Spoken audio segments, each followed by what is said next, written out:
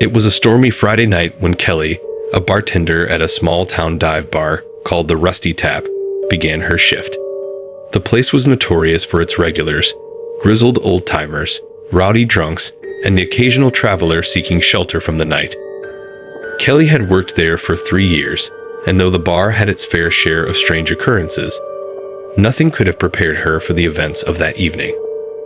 The storm outside was relentless, rain hammering against the windows and thunder shaking the walls. By 10 o'clock, the crowd had thinned, leaving just a few scattered patrons nursing their drinks.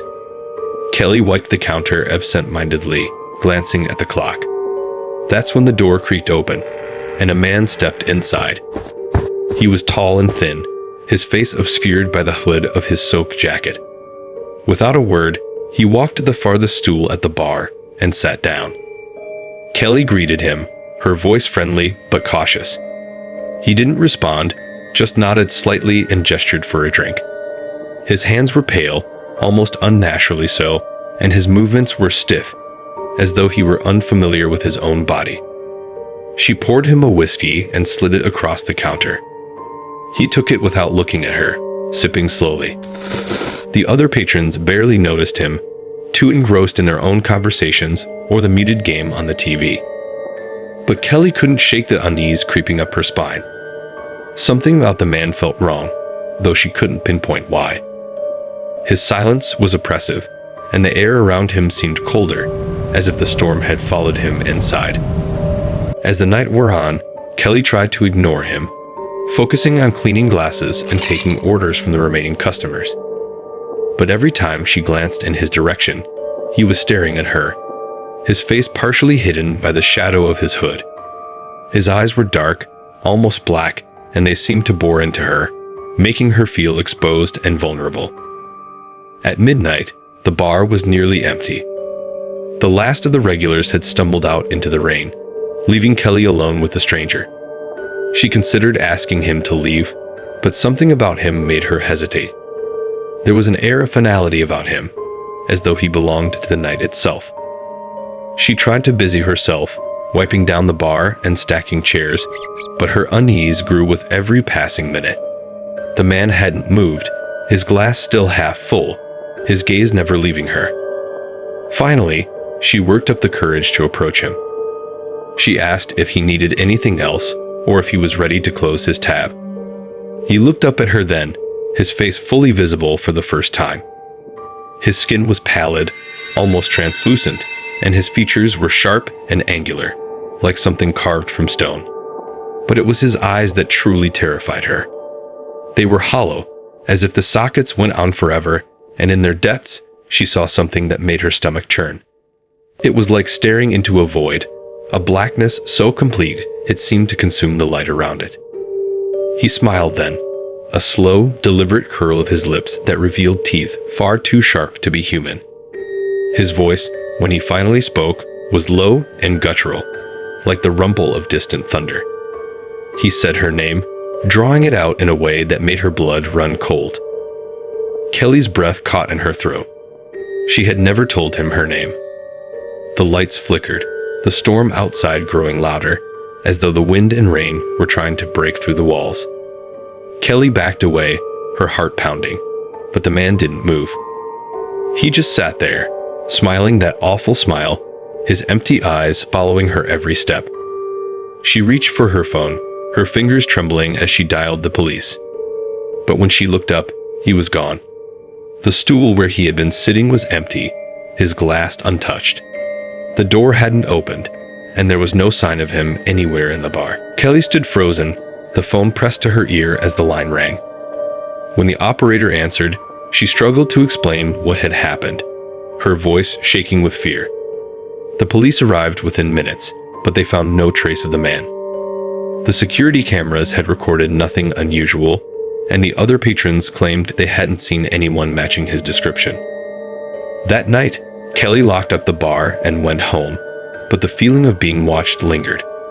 She couldn't shake the memory of those hollow eyes or the way he had said her name. In the weeks that followed, strange things began to happen. Lights flickered, objects moved on their own, and she often felt a cold presence behind her. The man never returned to the bar, but Kelly knew he wasn't gone. Kelly couldn't sleep that night. Every time she closed her eyes, she saw his face. Those hollow eyes and the unsettling smile that seemed to promise something worse than death. The memory clung to her like a shadow, and as the days turned into weeks, the unease only grew stronger. She tried to rationalize it, telling herself it was just a strange customer who had managed to scare her. But deep down, she knew better. Something about that man was not of this world. It started with small things at the bar. Glasses would fall from shelves with no one near them. The jukebox would play songs no one had selected, often eerie tunes that set her nerves on edge. Once, she swore she heard a voice whisper her name as she worked late into the night. But when she turned, there was no one there. Her coworkers dismissed it as her imagination or blamed the quirks of an old building. But Kelly knew it was something more. One evening, as she prepared for another shift, she found a note taped to the bar's register. The paper was yellowed and brittle, as though it had been left there decades ago, but the ink was fresh. It simply read, "Midnight." Her stomach twisted as she stared at the word, her mind racing with questions. Who had left it? What did it mean? She showed it to her manager, but he shrugged it off as a prank, tossing the note in the trash. That night, Kelly kept glancing at the clock, dread pooling in her chest as the hours ticked by.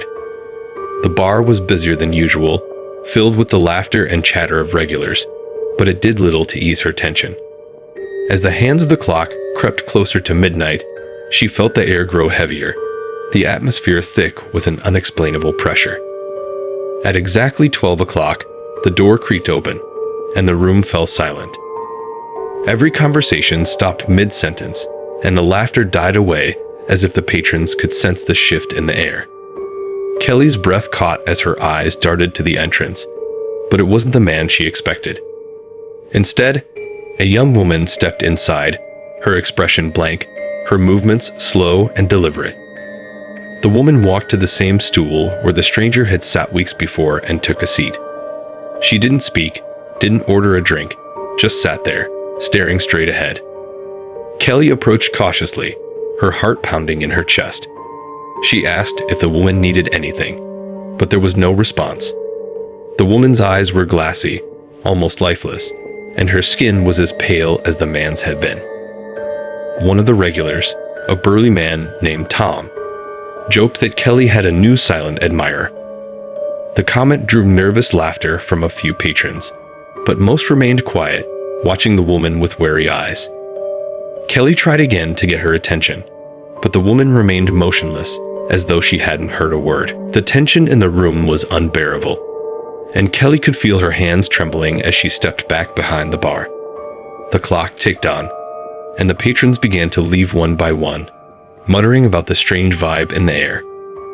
By the time the last customer walked out, it was just Kelly and the woman. Kelly considered calling the police, but something stopped her. There was a weight in the woman's presence, a feeling that calling for help would only make things worse. She decided to wait, hoping the woman would leave on her own.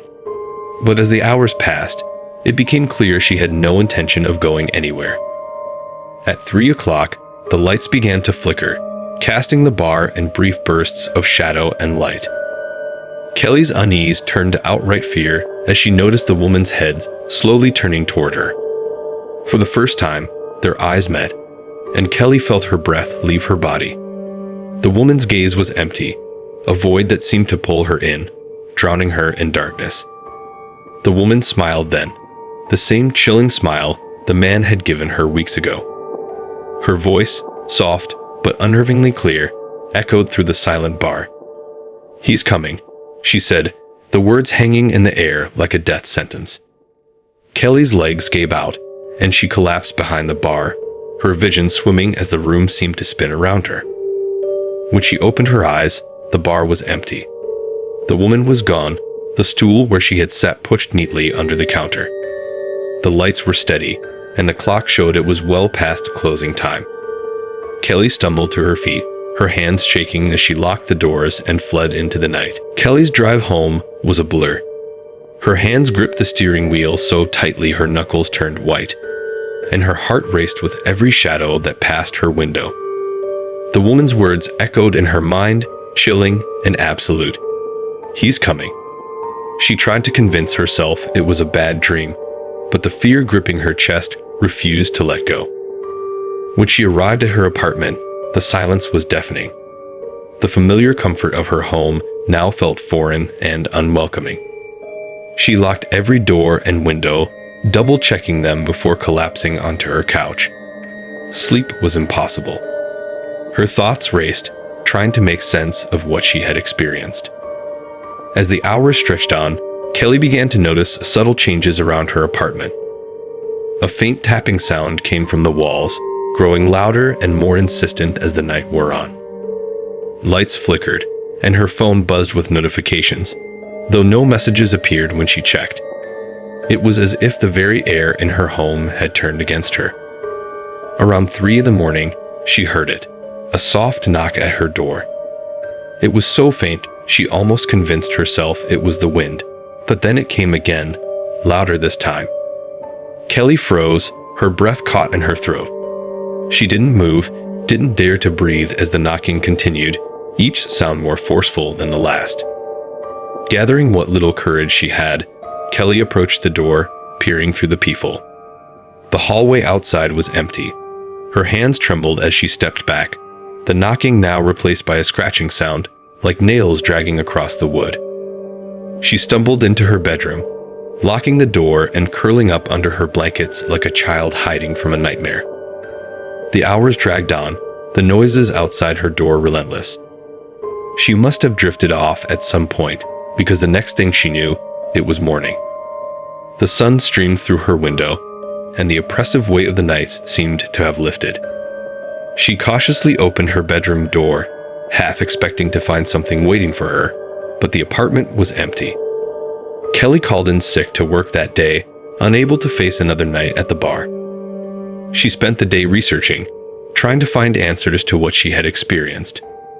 Her searches led her down dark corners of the internet, forums filled with stories of similar encounters. People described pale strangers with hollow eyes and unsettling smiles, their appearances always heralded by strange occurrences and ominous warnings. The stories were eerily similar, and many ended with the same chilling conclusion. The strangers always returned, and they never came alone. Kelly's fear deepened as she read, her mind racing with the possibility that she was being hunted by something beyond her understanding. That evening, she received a call from her manager, asking if she could cover another shift. She hesitated, every instinct screaming at her to say no, but she couldn't afford to lose the job. Reluctantly, she agreed, dreading the thought of returning to the rusty tap. The bar was quiet when she arrived, the storm from the previous night replaced by an eerie stillness. Her coworkers greeted her with concern, noticing the dark circles under her eyes and her nervous demeanor. She brushed off their questions, focusing on her tasks to keep her mind occupied. As the night wore on, Kelly couldn't shake the feeling that she was being watched. Every shadow seemed to move, and every sound made her jump. The hours passed slowly, and by midnight, the bar was nearly empty. That's when the door creaked open, and a cold gust of wind swept through the room. Kelly's blood ran cold as she looked up to see him, the man from weeks ago, his hood pulled low over his face. He walked to the same stool, his movements as unnatural as before, and sat down without a word. This time, he wasn't alone. Behind him stood the woman, her blank expression and lifeless eyes fixed on Kelly. The room seemed to darken, the lights dimming as an oppressive silence filled the air. Kelly's coworkers froze, their faces pale with fear. It was as if time itself had stopped, and all that existed was the bar and the two figures sitting at the counter. The man raised his head, his hollow eyes meeting Kelly's. His smile widened, revealing sharp teeth that glinted in the dim light. "It's time," he said, his voice low and resonant, sending a shiver down her spine. Kelly tried to move, to scream, but her body refused to obey. The woman stepped forward, placing a hand on the counter, her touch leaving frost in its wake. The man leaned closer, his gaze never leaving Kelly's, and whispered something she couldn't understand. In that moment, the lights went out, plunging the bar into darkness. The air grew icy, and the sound of whispers filled the room, voices overlapping in a cacophony of dread. Kelly felt a cold hand on her shoulder, and everything went black. When she woke, she was lying on the floor of the bar, the morning light streaming through the windows. Her coworkers were gone, and the place was eerily silent. The stool where the man had sat was empty, his glass untouched. Kelly staggered to her feet, her mind reeling from the events of the night. She quit her job that day, unable to return to the place that had become a living nightmare. But the feeling of being watched never left her. In the weeks that followed, she began to see them everywhere. In reflections, in crowds, always just out of reach. She knew they weren't finished with her. They were waiting, watching, and one day, they would return. The road stretched endlessly, the moonlight casting an eerie glow over the barren landscape. Mia tightened her grip on the steering wheel, her GPS blinking with a no signal message. She had been driving for hours, the promise of a weekend getaway with friends now a distant memory. Her phone battery was dead, and the radio offered nothing but static. As the minutes dragged on, she realized she was utterly alone on a desolate highway. The headlights illuminated a sign ahead, weathered and nearly illegible. She squinted, trying to make out the faded words.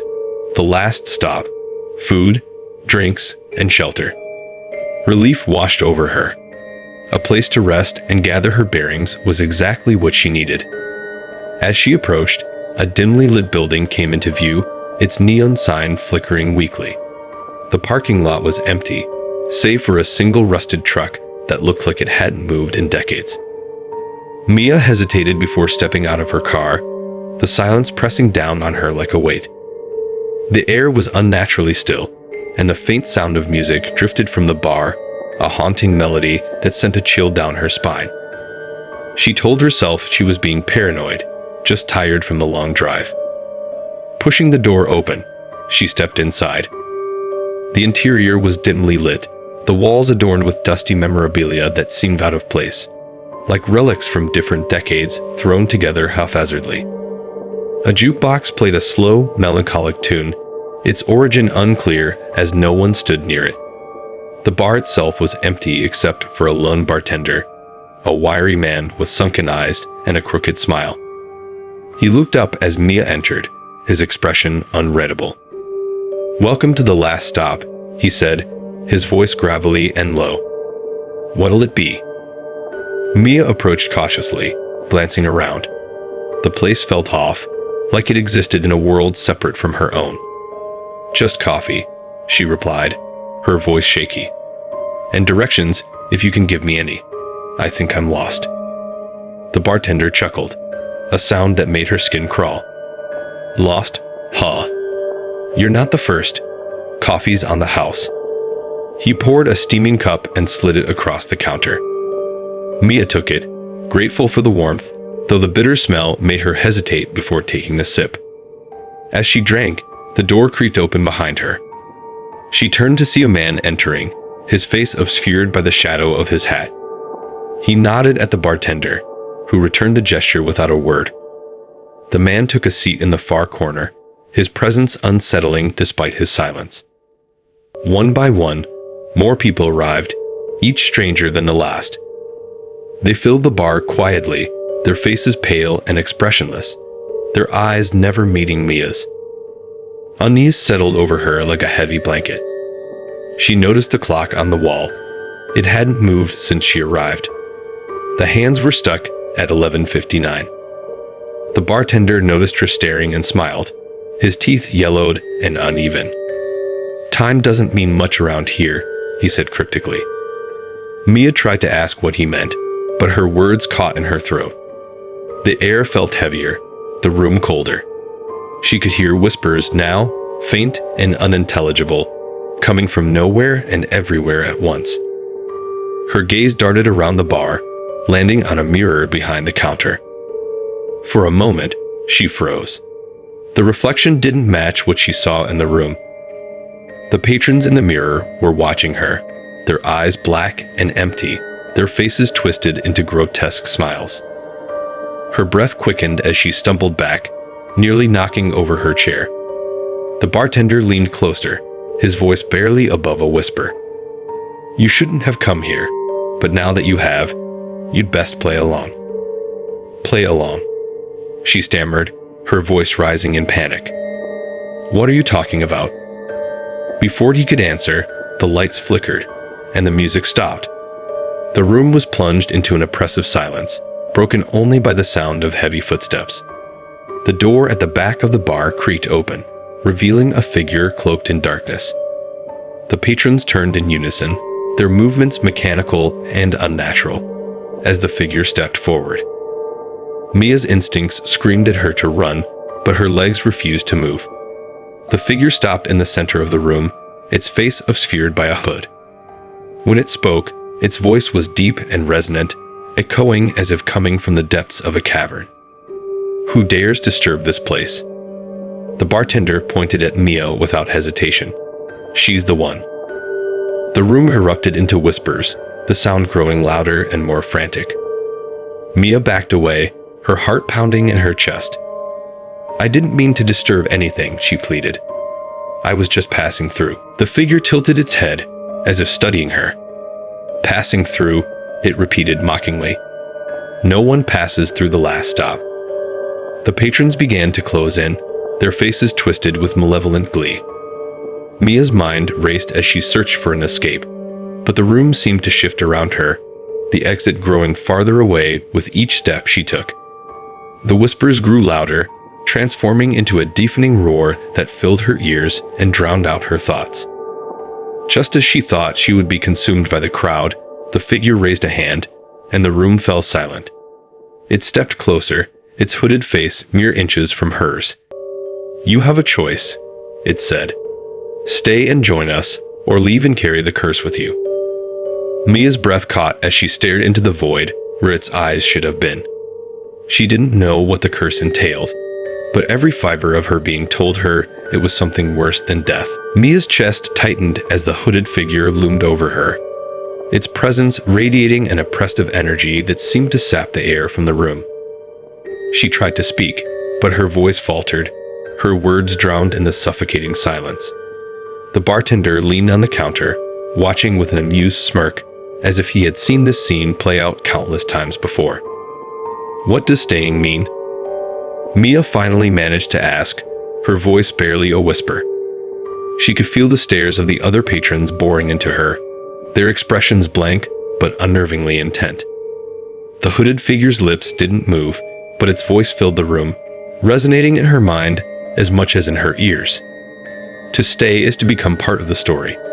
To leave is to carry it with you, spreading its weight wherever you go. Mia's gaze darted to the mirror behind the bar. The reflections of the patrons seemed even more grotesque now, their eyes hollow, their mouths stretched into unnaturally wide grins.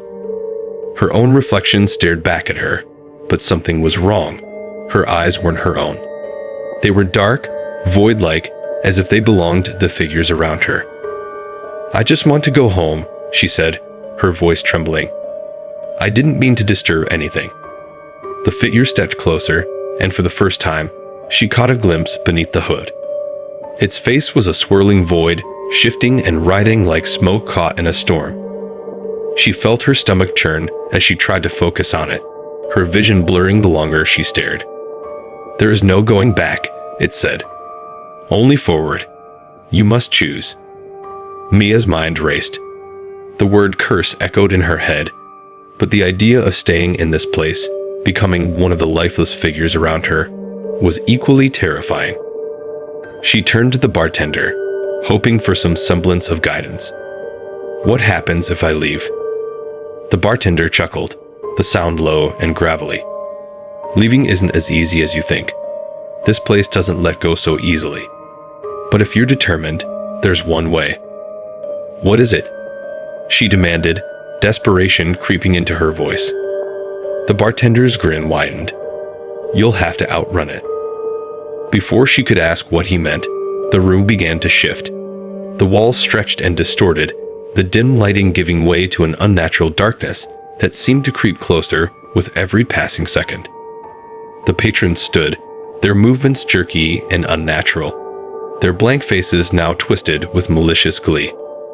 The hooded figure raised a hand, and the patrons began to move toward her, their footsteps slow and deliberate.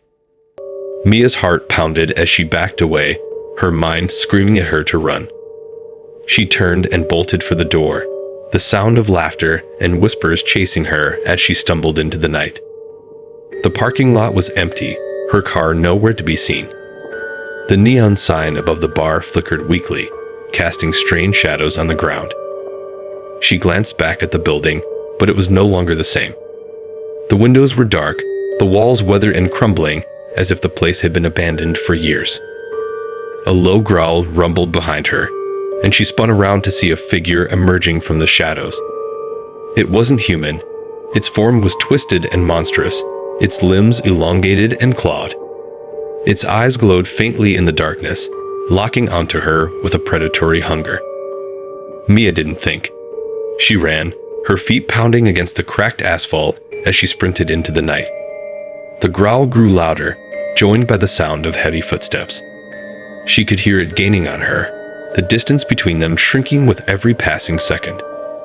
The road stretched endlessly before her, the barren landscape offering no sign of civilization. She glanced over her shoulder, her breath catching as she saw the creature closing in. Its form was even more grotesque now, its body twisting and contorting as it moved. Her legs burned, her lungs screamed for air, but she didn't dare stop. The whispers from the bar echoed in her ears, a haunting chorus that seemed to grow louder the farther she ran. She could feel the weight of the curse pressing down on her, an invisible force that seemed determined to drag her back. As she ran, a faint light appeared on the horizon. It was small and distant, but it was her only hope. She pushed herself harder, her vision blurring as exhaustion threatened to overtake her. The light grew brighter, and she realized it was a gas station, its fluorescent sign flickering weakly. She stumbled into the parking lot, collapsing against the door. The growling had stopped, but the whispers were still there, faint but persistent. The gas station attendant, a young man with a tired expression, looked up from behind the counter as she burst inside. "Help me," she gasped, her voice hoarse. "Something's chasing me." The attendant raised an eyebrow, his expression skeptical. "You okay, lady? You look like you've seen a ghost." Mia glanced back at the road, but there was nothing there. The darkness stretched on, empty and silent. She turned back to the attendant, her hands trembling. "Please, just call someone. I need to get out of here." The attendant nodded slowly, reaching for the phone. But as he dialed, Mia caught a glimpse of the mirror behind the counter. Her reflection was wrong again. Her eyes were dark and hollow, her face pale and lifeless. The whispers grew louder, filling the room. The attendant froze, his expression shifting to one of confusion and fear. "Do you hear that?" he asked, his voice barely audible. Mia didn't answer. She couldn't. The weight of the curse was all-consuming now, and she realized with chilling certainty that there was no escaping it. The gas station attendant's face grew pale as he listened to the growing whispers, his hand trembling on the phone. Mia's heart pounded in her chest, her breath shallow as the voices in the room grew louder, more insistent. The once faint murmurs were now a chorus, echoing off the walls like an unholy symphony. It wasn't just in her head anymore. The air itself seemed thick with it, pressing down on her, making it harder to breathe. "Do you hear that?" the attendant asked again, his voice cracking. Mia nodded, but she couldn't bring herself to speak. She turned slowly, scanning the gas station. The walls seemed to close in on her, the flickering lights casting long, eerie shadows. She could feel it, the presence, the curse, surrounding her, crawling beneath her skin. It was the same weight that had been in the bar, the same chilling force that had followed her out into the night. It had never truly left her. The attendant set the phone down, his hands shaking. "I don't know what's happening," he muttered. "But something's wrong. You shouldn't have come this way."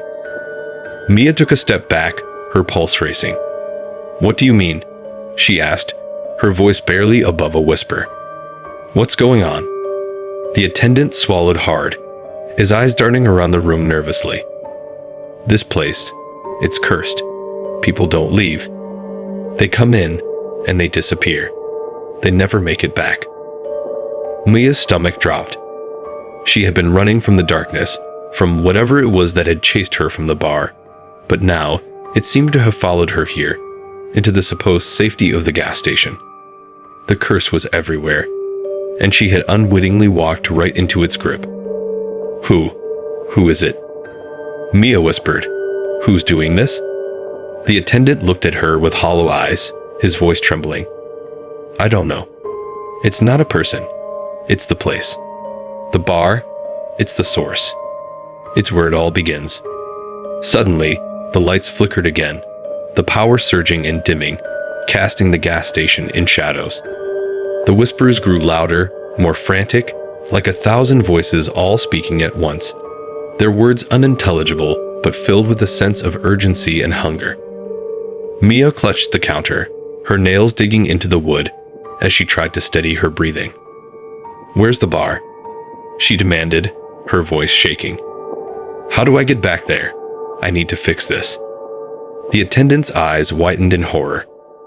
"You can't go back there. You don't understand. Once you've crossed that threshold, you're already part of it. There's no going back, no escape." Mia's heart pounded in her chest as the room seemed to close in on her.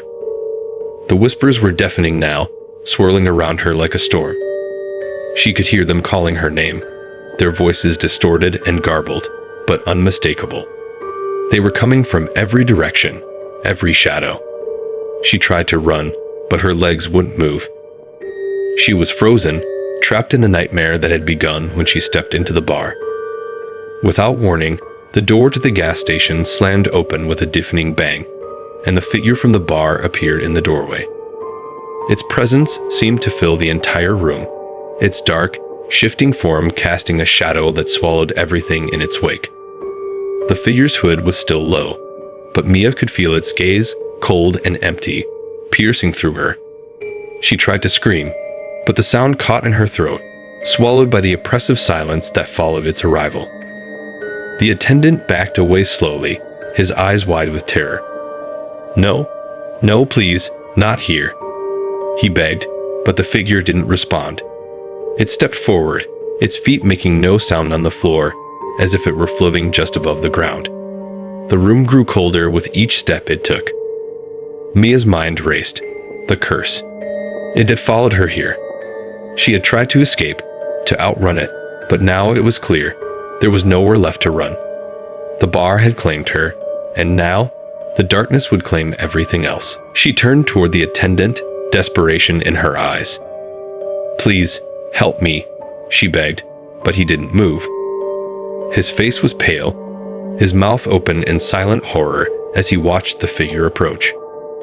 The figure raised a hand, and Mia felt a sharp, cold pressure against her chest, as if an invisible force was pressing down on her.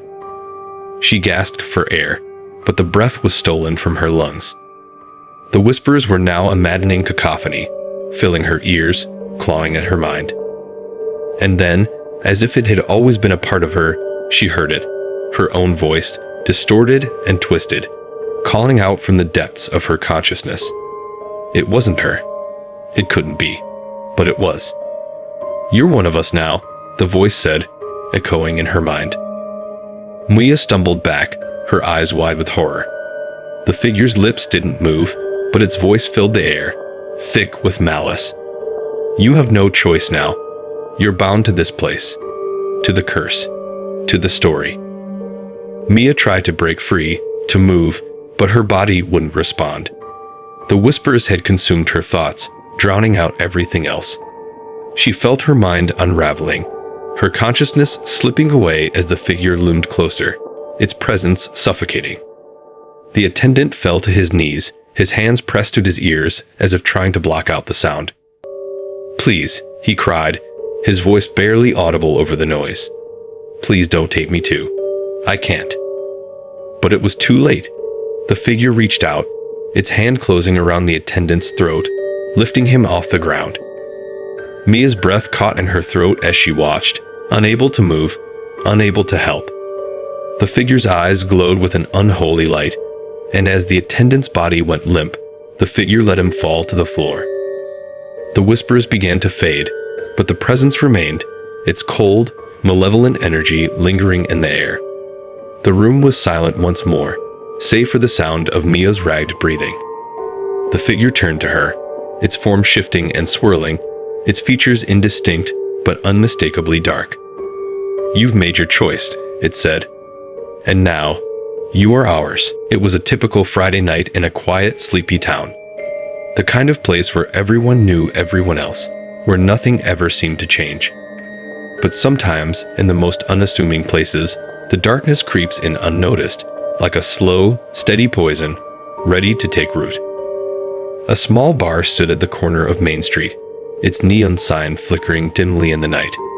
It was the kind of bar that didn't attract much attention. Locals came in, had a drink, and left, no questions asked. But for some, it was the place where everything would change. Olivia had been in town for only a few days. She was a writer, traveling for inspiration, looking for something to spark her next story. She didn't expect much from this sleepy town. In fact, she'd been planning to leave after just one night. But there was something about the bar that caught her eye. It was old, the kind of place with worn wooden floors and dusty shelves filled with half-forgotten bottles. It was quiet, almost too quiet, and yet there was a strange sense of comfort in that. Suddenly, without warning, the man stood up, his movements slow and deliberate. He made his way to the bar, his footsteps echoing in the otherwise silent room. Olivia watched as he approached, his eyes never leaving hers. "New in town?" he asked, his voice raspy, as if he hadn't spoken in years. Olivia nodded, unsure of how to respond. "Just passing through," she said, trying to keep her voice steady. The man leaned in closer, his breath smelling faintly of whiskey.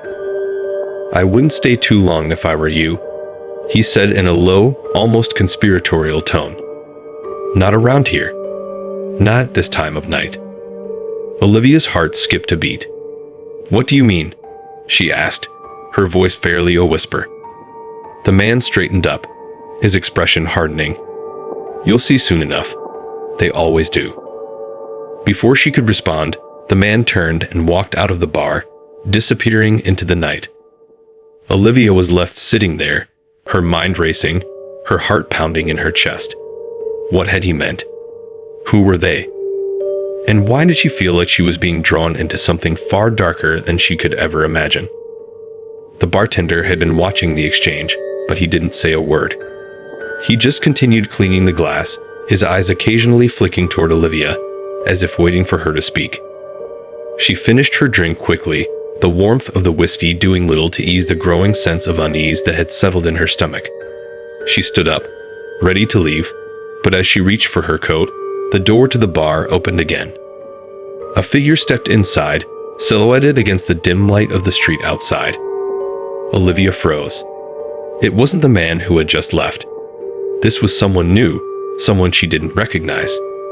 And yet, there was something unsettlingly familiar about the way he moved, as though he had been here before.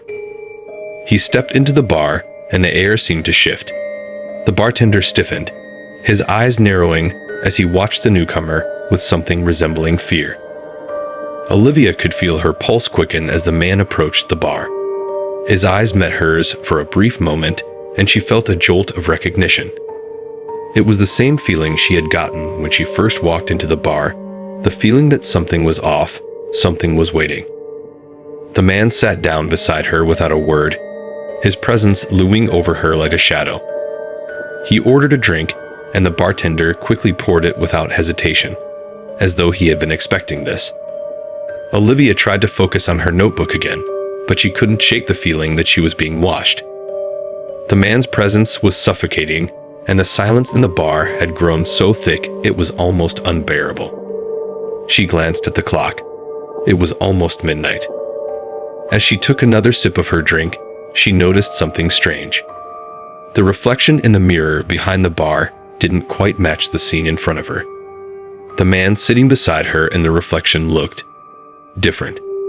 His face was blurred, his features shifting and warping, as though he was not fully present in this world. A chill ran down Olivia's spine as she turned her gaze back to the man beside her. He was still there, but his eyes were no longer human. They were cold, empty, like black voids staring back at her. "Get out," she heard the bartender mutter, barely audible over the silence. "You shouldn't be here." Olivia's breath caught in her throat as she stood up, but as she turned to leave, the door slammed shut behind her, trapping her inside. Olivia's pulse raced, her heart hammering against her chest. The bar was now suffocatingly quiet, the kind of silence that seemed to press against her ears, making it hard to breathe. She could feel her feet frozen to the floor, as though something invisible was holding her in place. The door behind her was no longer an exit. It was a barrier, a wall that had been sealed shut. She could see it now. The latch had been drawn, locking her in. Her eyes darted around the room, trying to make sense of the sudden shift in the atmosphere. The man beside her was still there, his eyes, those empty, void-like eyes, fixated on her with an unsettling intensity. His lips didn't move, but she could hear his voice in her head, a low, almost imperceptible whisper. "You shouldn't have come here." The bartender stood behind the counter, his face pale, his hands shaking as he gripped the edge of the bar. His gaze never left the newcomer, who now leaned back in his seat, as if he owned the place. The tension in the air was thick, heavy with something that Olivia couldn't quite put her finger on.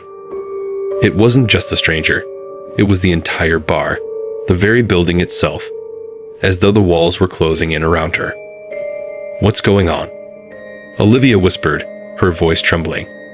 She wasn't sure who she was asking, the bartender, the stranger, or perhaps even the room itself.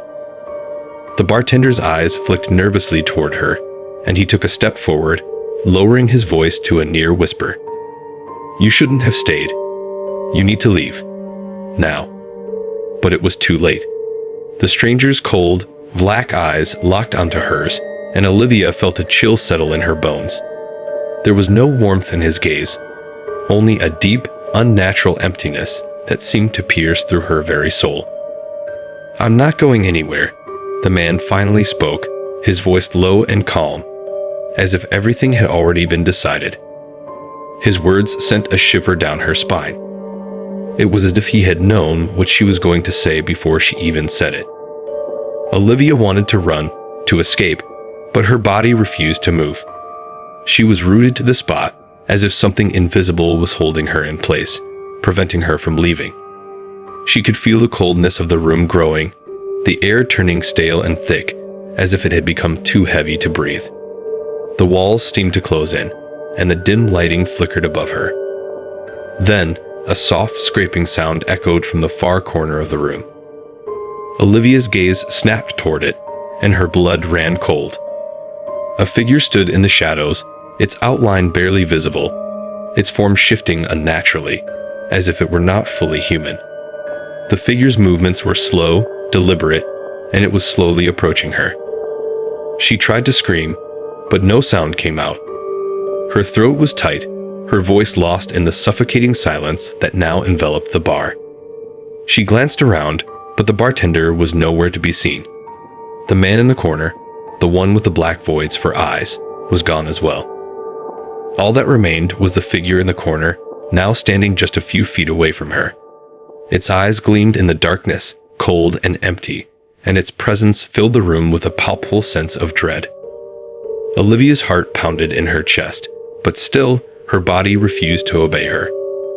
She could feel the figure's gaze on her, its eyes boring into her soul, draining the life from her with every passing second. And then, just as quickly as it had appeared, the figure lunged at her, its movements unnaturally fast, like a predator closing in on its prey. She felt the cold fingers of the figure brush against her skin, and a surge of fear jolted through her. In that instant, the world seemed to collapse in on itself, the room spinning as if reality itself was unraveling. She stumbled backward, her legs finally giving way as she fell to the floor. The air around her grew even colder, and the darkness seemed to deepen, swallowing the light whole. The figure's breath was hot against her neck, and she could feel its cold fingers tightening around her throat, choking the life from her. But just as quickly as it had started, it stopped. The figure released her, and the room fell silent once more. Olivia gasped for air, her lungs burning, and she looked around in confusion. The bar was empty now, the strange man, the bartender, and the figure all gone. It was as if the whole thing had been a nightmare, a twisted hallucination. She was alone in the bar once again, but the coldness lingered in the air, thick and oppressive. She shakily stood up, her legs unsteady beneath her. She glanced around, her eyes scanning the room for any sign of what had just happened. But there was nothing. No man, no figure, no bartender. Only the lingering sense of something wrong, something evil that had seeped into the very walls of the bar. Olivia stumbled toward the door, her hand trembling as she reached for the handle. It was still locked, but this time, she could feel the latch give way with a simple push. The door swung open, and she stepped out into the night, the cold air hitting her like a slap in the face. She didn't look back. The night air outside felt strangely soothing, a sharp contrast to the suffocating atmosphere she had just escaped. Olivia's heart was still pounding, her mind racing with thoughts she couldn't quite organize. What had just happened? Was it real? Or had her mind simply snapped under the pressure of too much isolation and too many hours of writing? She walked quickly down the street, not daring to look back at the bar.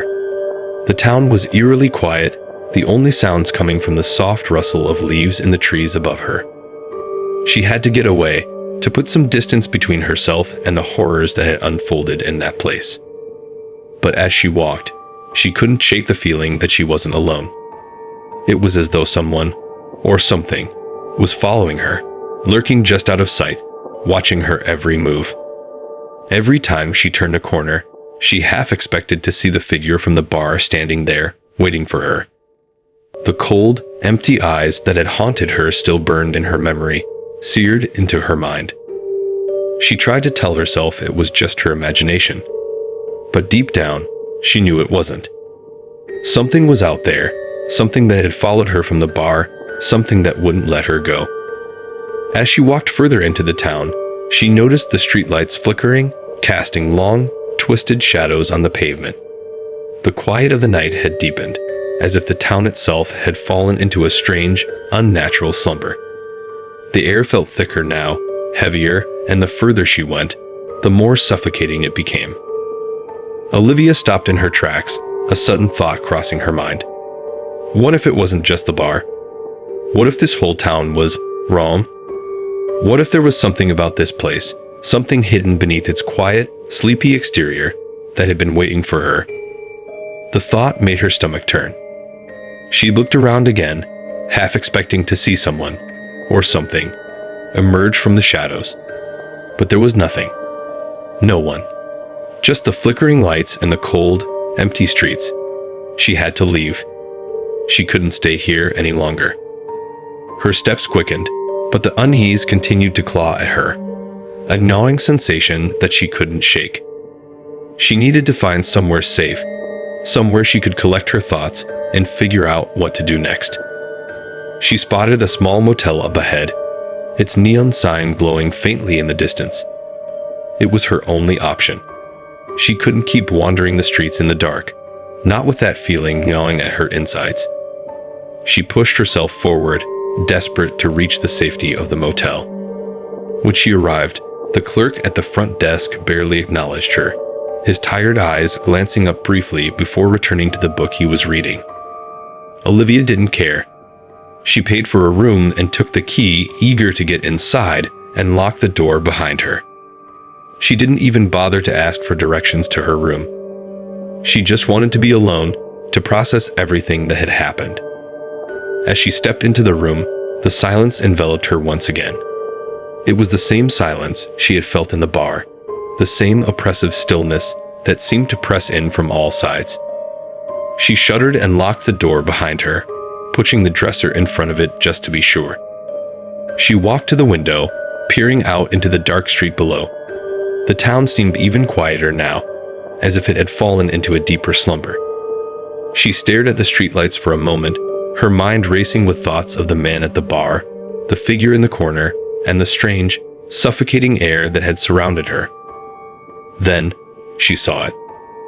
A shadow moved beneath one of the streetlights, shifting and flickering as if it were caught between worlds. It was quick, almost imperceptible, but it was there. She froze, her breath catching in her throat.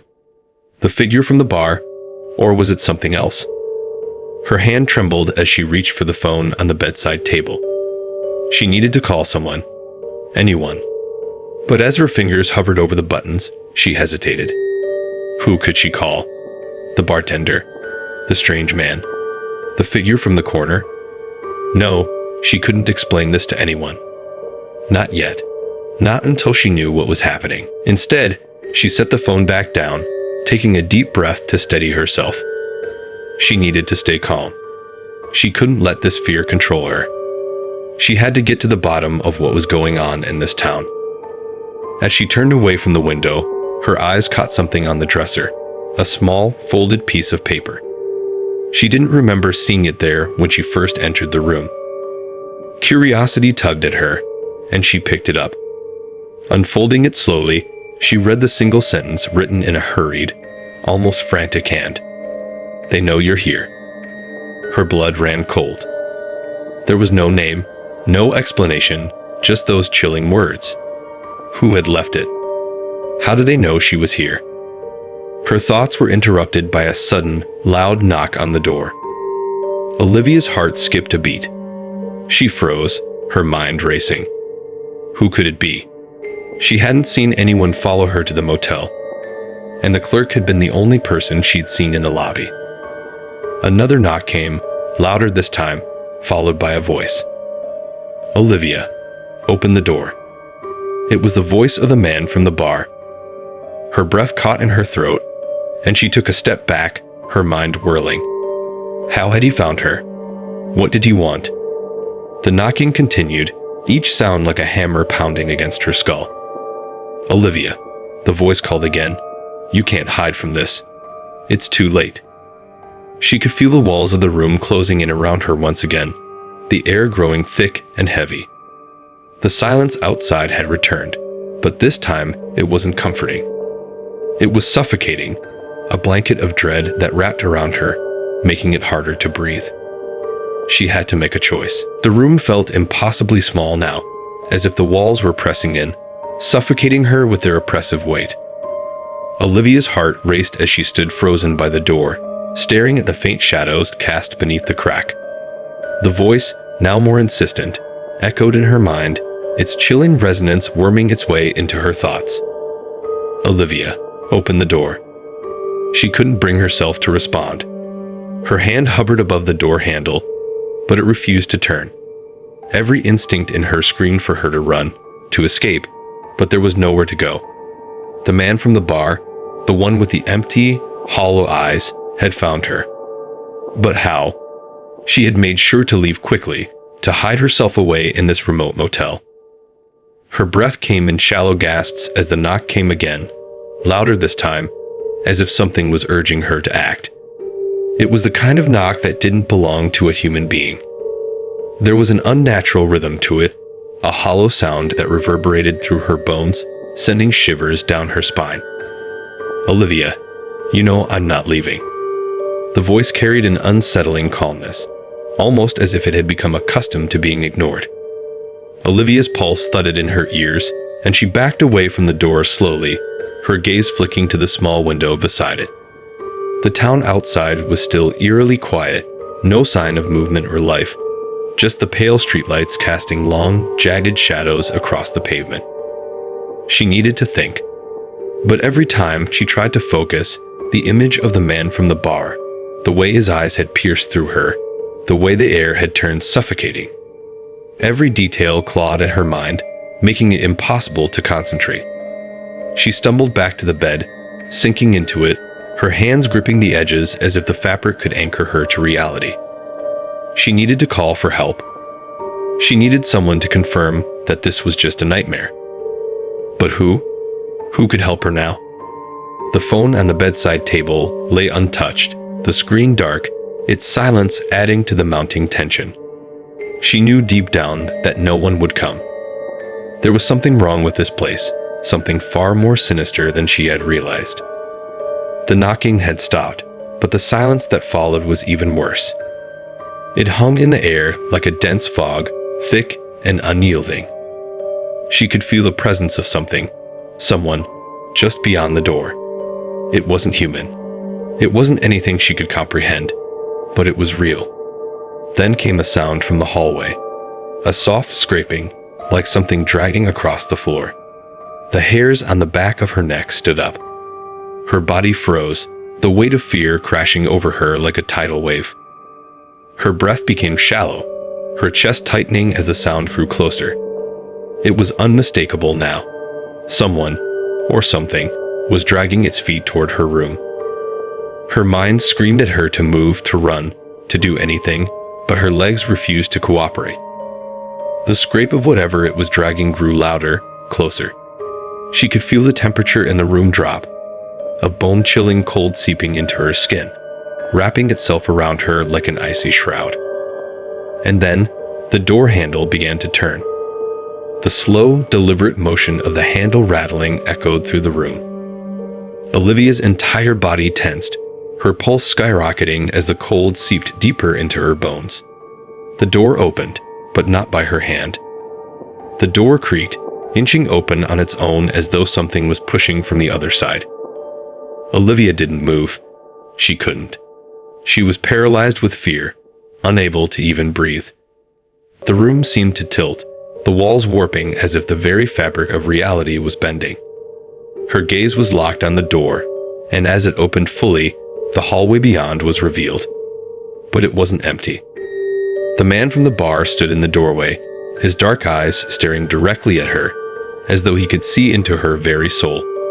But something was wrong, so wrong, about the way he looked now. His face was paler than before, his skin drawn tight, as if it were stretching over something that shouldn't exist. His mouth, which had once been slightly curved into a faint smile, now twisted into something far more grotesque, a mockery of a human expression. His voice, when it came, was low and gravelly, as if dragged through the dirt. "You can't escape, Olivia." Her blood ran cold at the sound of her name. How did he know it? How could he know her? She hadn't told anyone where she was going, and yet, this stranger, this thing, had followed her here. Olivia opened her mouth to scream, but no sound emerged. The room felt as though it were closing in on her, the walls bending and warping as the man took a step forward, his movements unnaturally slow, deliberate, like a predator stalking its prey. Her hands gripped the bedspread tighter, but the coldness in the room was unbearable now. She could feel it in her chest, in her lungs, in her very bones. She could hardly breathe. "I told you," he whispered, stepping closer. "You can't leave." Her body was finally able to move, but it wasn't out of her own volition. Her legs buckled beneath her, and she fell to the floor with a thud. Her vision blurred, her head spinning as the man loomed above her. His breath was cold, chilling the very air between them. And then, just as quickly as it had all begun, the man was gone. Olivia lay there, gasping for air, her heart hammering in her chest. She blinked rapidly, trying to clear her mind, but when she looked up, the room was empty. The door was wide open, but there was no sign of the man. The only sound in the room was her own labored breathing. Had it been real? Was she losing her mind? She slowly pulled herself up, her hands shaking as she looked around the room. Everything seemed unchanged, as if nothing had happened. But deep down, she knew. She knew something had followed her here, something dark and ancient, something that wouldn't let her go. She couldn't stay here. She had to leave. But as she grabbed her things, she felt a cold draft sweep across her skin, and she froze. The mirror across from her, once clear, now seemed distorted. The reflection staring back at her was not her own. It was him. The man stood behind her in the reflection, his empty eyes fixed on her, his smile twisted and malevolent. And in that moment, Olivia realized the truth.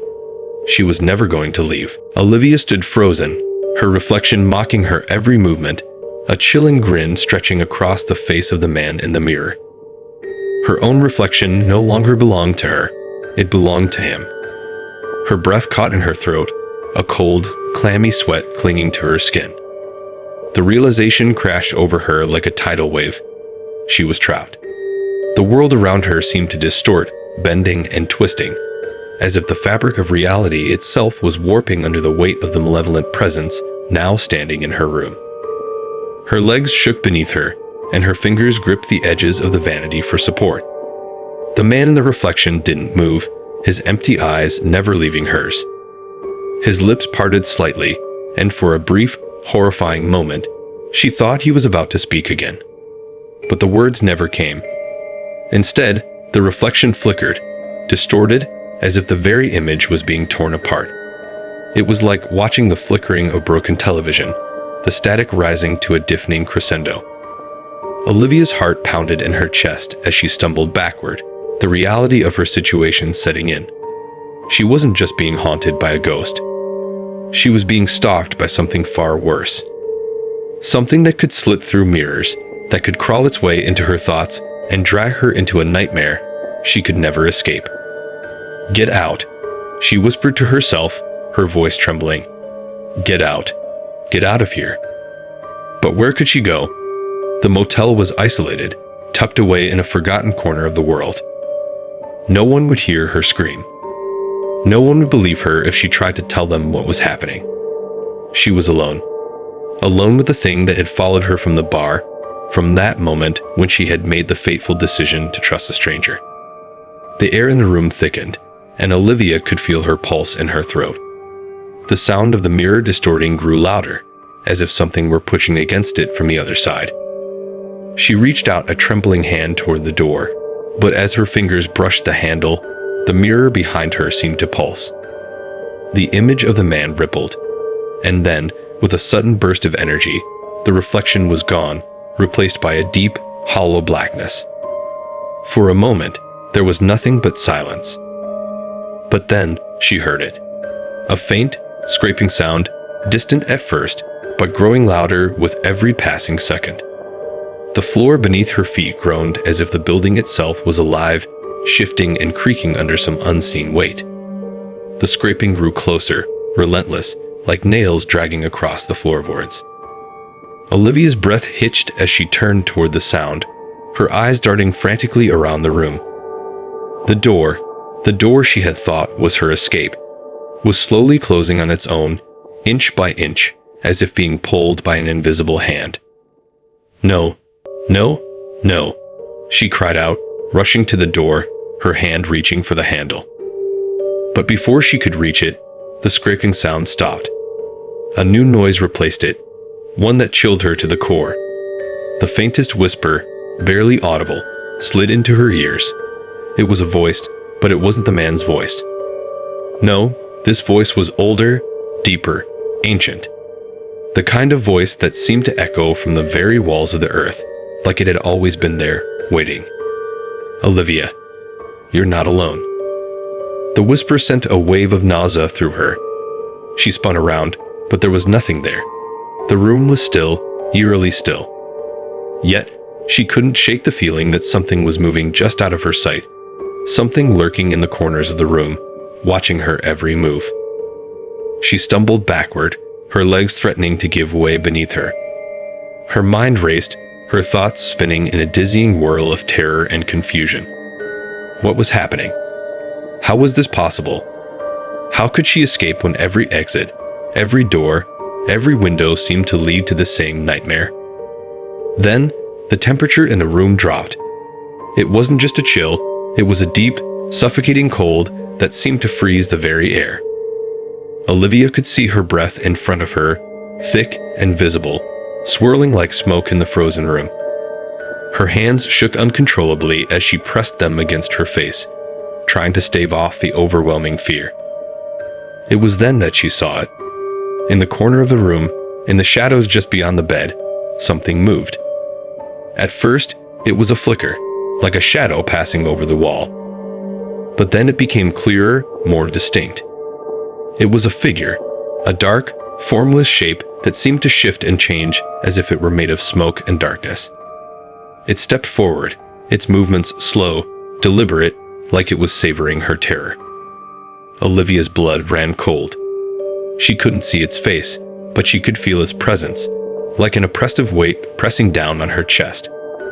The air around her grew heavier, as if the very room was closing in, suffocating her with its invisible hands. "Please, leave me alone," Olivia whispered, her voice barely audible, trembling with fear. But the figure didn't respond. Instead, it reached out, its long, twisted arms extending toward her, fingers like claws scraping against the floor as it moved closer. The sound was agonizing, each scrape like a knife dragging across her skin. And then, just as it was about to touch her, it stopped. The room went completely still, and Olivia froze, her breath caught in her throat. The figure seemed to be studying her, its hollow, invisible eyes piercing through her, as if it could see into the deepest corners of her soul. Then, in a voice that was more felt than heard, it whispered, "You can't run from me, Olivia. You can't hide. I'm always watching." Her heart stopped. The room spun, and the world around her seemed to fade into darkness. The darkness seemed to swallow her whole. For a moment, Olivia felt as though she had lost all sense of time and space. She was no longer in the room.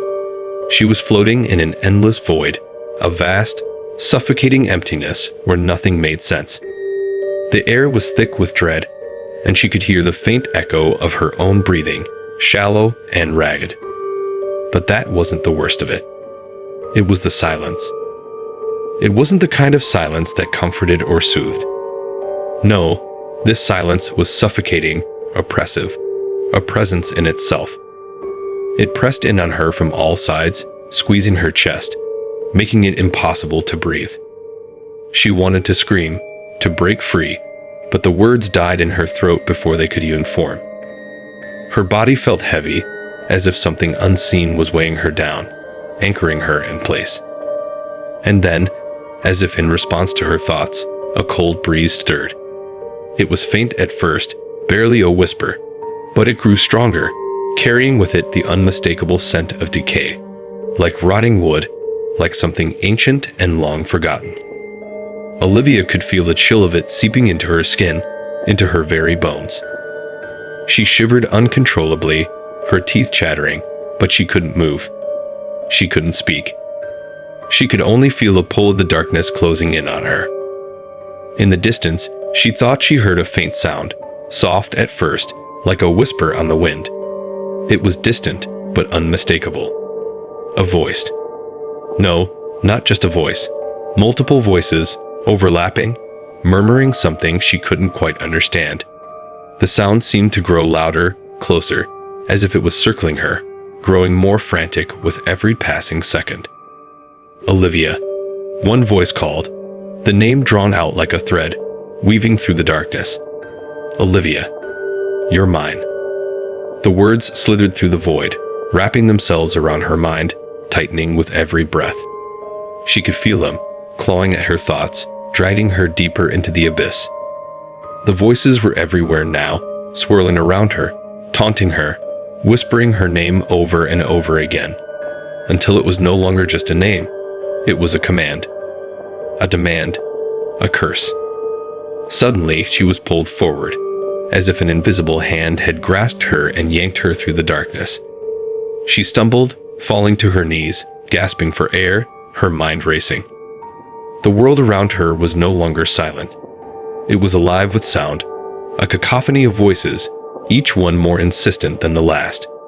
They all spoke at once, drowning her in a sea of words, none of which she could understand. And then, just as suddenly as it had begun, the noise stopped. The voices faded into nothingness, leaving behind a ringing silence that felt more terrifying than anything before. Olivia's heart pounded in her chest, her body trembling with the aftermath of the experience. She opened her eyes, only to find herself back in the room, standing before the mirror once again. But this time, it was different. The reflection was no longer just a mirror. It had become something else entirely. It was no longer a simple reflection of herself. It was a window into another world. The man who had haunted her dreams, the one who had followed her, was standing there in the mirror, his eyes empty, his face twisted in a grotesque grin. But this time, it wasn't just him. There were others behind him, figures that flickered in and out of view, like shadows caught between worlds. They were watching her. The man in the mirror reached out toward her, his fingers stretching unnaturally long, his mouth opening in a silent scream. Olivia felt a sudden rush of panic, her breath quickening, her mind reeling. She couldn't breathe. She couldn't think. She was trapped, suffocating in the glass, her reflection holding her prisoner. Her eyes darted around the room, searching for a way out, but there was nowhere to run. The walls seemed to close in on her, the door to the outside world just a distant memory. She was trapped in a room with no escape, surrounded by figures that only existed in the dark spaces of her mind, in the cracks between the living and the dead. The man in the mirror smiled, his lips curling upward in a twisted mockery of joy. Olivia's blood ran cold as he spoke, his voice not coming from his lips, but from inside her head, echoing through her thoughts like a poison. "You can't run from me, Olivia. I've always been here, and I always will be."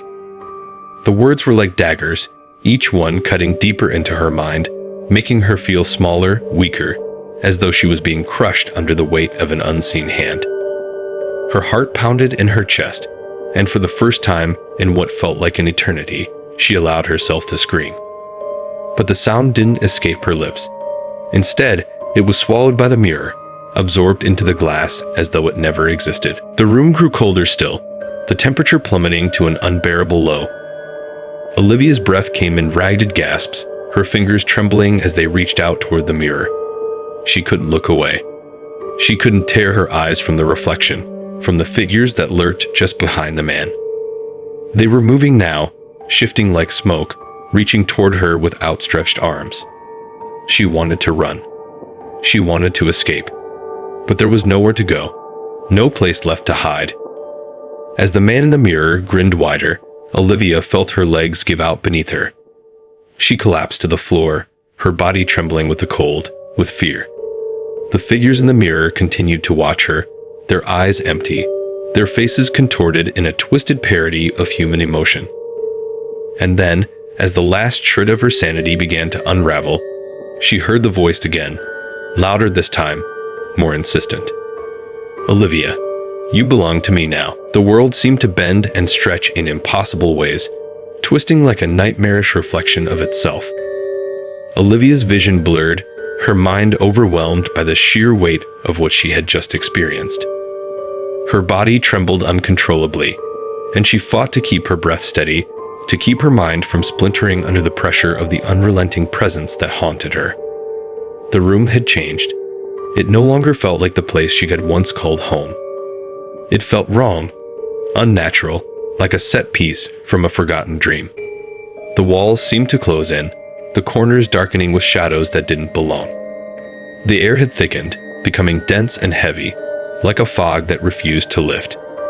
Every breath she took was suffused with the musty scent of decay, as though the very room itself was slowly decaying, rotting from the inside out. She couldn't focus.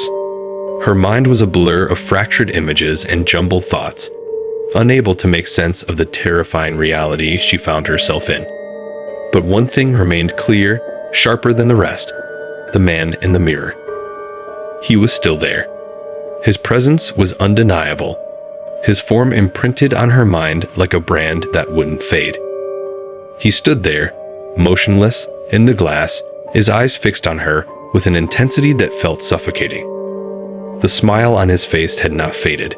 If anything, it had only grown wider, more twisted, as though he was enjoying the fear that rippled through her veins. Olivia tried to stand, but her legs refused to obey her. She felt weak, drained, as though something unseen was siphoning her strength. Her gaze flickered back to the mirror, and for a moment, she thought she saw movement, just a flicker at the edge of her vision. The figures behind the man, those shadowy shapes, were shifting again. They weren't just reflections. They were something else entirely, something darker, something that didn't belong in this world. Her breath caught in her throat as she watched, unable to look away. The figures were getting closer. They were reaching toward her, their hands outstretched, their fingers twitching like something alive, desperate to make contact. The mirror seemed to stretch, the surface rippling like water, distorting the image. Olivia's heart raced, her mind screaming at her to look away, to escape, to run, but she couldn't. The man's eyes held her in place, trapping her with a force that felt otherworldly. And then, in a sudden flash, the mirror began to crack. The first fracture was a thin line, barely noticeable, but it spread quickly, splintering across the surface like a spider's web. Olivia's breath hitched in her chest as she watched in horror, her body frozen in place as the cracks deepened, the glass beginning to break apart. But it wasn't just the mirror that was cracking. The world around her seemed to follow suit.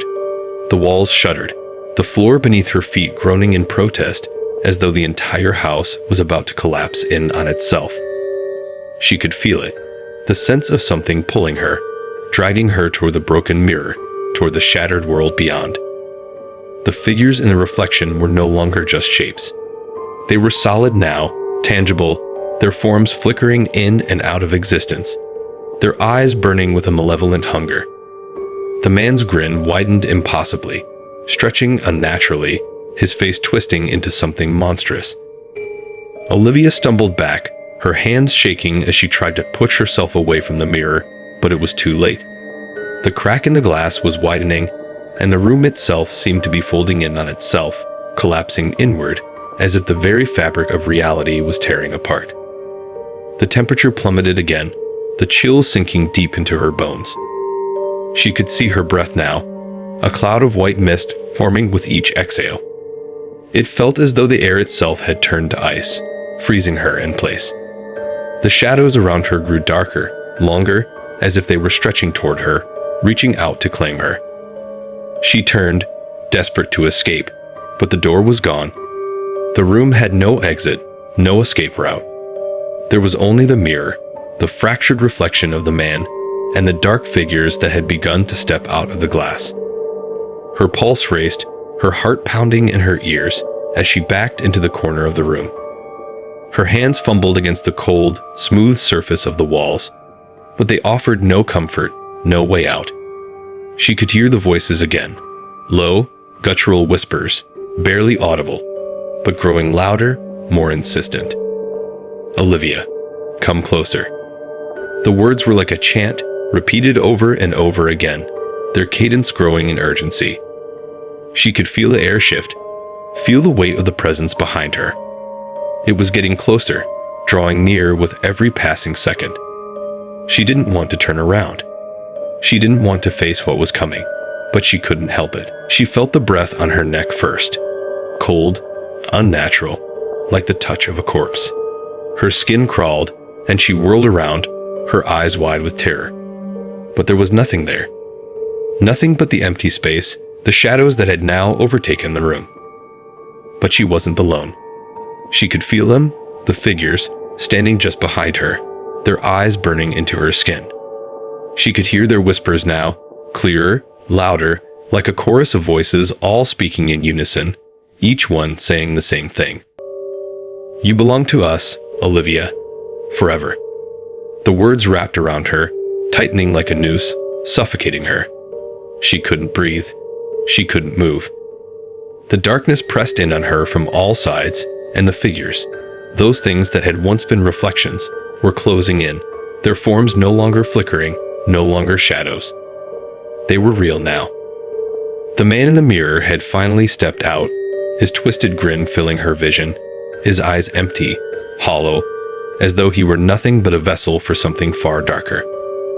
His hand reached out toward her, his fingers stretching long and unnatural, his mouth opening wide, ready to devour her. "Olivia, come home." Her scream echoed in the room, but it was swallowed by the darkness, absorbed by the shadows that had claimed her. She could feel them now, their cold hands on her, pulling her, dragging her toward the mirror, toward the reflection that was no longer a reflection at all. It was the last thing she would ever see. The silence that followed Olivia's disappearance was deafening. The room seemed to hold its breath, the air thick with an oppressive, suffocating weight. The shadows lingered, curling like smoke in the corners of the room, but there was no sound, no movement, no sign of life. It was as though time itself had come to a halt. For days, weeks, maybe, the house stood still, abandoned and forgotten.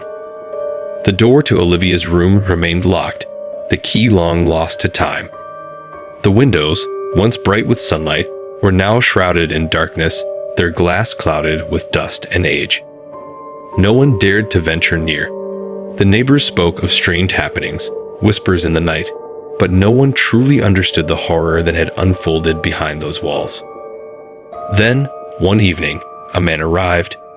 He wasn't from the town. He wasn't even from the city.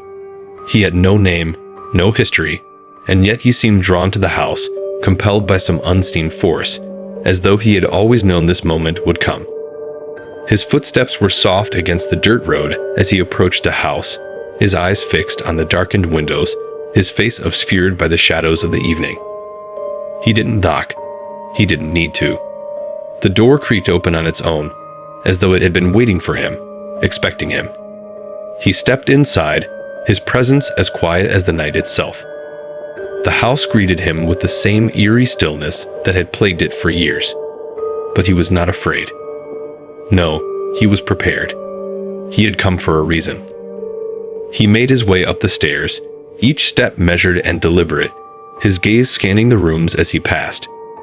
The air was cold here, colder than it should have been.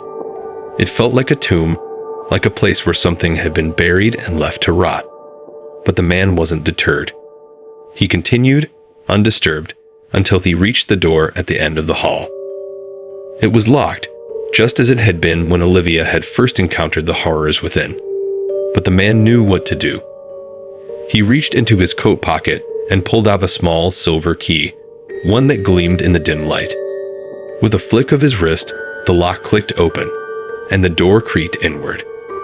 The room was dark, the shadows thick with an unnatural stillness. The air was heavy, suffocating, as though it had been sealed off from the world for far too long. But there was something else, something that sent a chill crawling up the man's spine. The mirror. It stood there, unchanged, its surface cracked and shattered in places, the edges jagged like broken glass. The man stepped forward, his gaze fixed on the reflection, though he did not see his own face staring back at him. No, the mirror was empty, save for the faintest traces of movement. Figures, shadows, lingering just beneath the surface, like ghosts trapped in the glass. The man's breath caught in his throat as he reached out a hand, his fingers trembling ever so slightly as they brushed against the cool surface. He could feel it, the coldness that emanated from the mirror, seeping into his skin, chilling him to the bone. But he didn't pull away. He had come for this. He had come to face the thing that had haunted this place for so long. And then, in the quiet of the room, something stirred. A whisper. It was soft at first, like the rustling of leaves in the wind, but it grew louder, clearer, as though it were calling to him, beckoning him closer. The man leaned in, his breath shallow, his eyes wide with a mixture of fear and anticipation. The whisper became a voice, a low, guttural sound that seemed to vibrate in his very chest. "You've come, at last."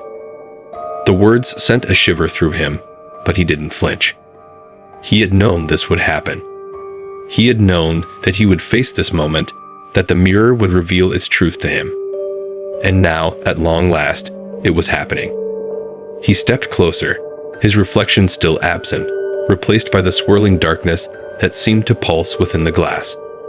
And then, Just as he thought he could no longer bear the tension, it happened. The figures in the mirror began to take shape. At first, it was just a flicker, a distortion in the glass. But then, they began to solidify, their forms becoming clearer with each passing second. Shadows twisted and writhed, taking on the shapes of people. No, not people. Not exactly.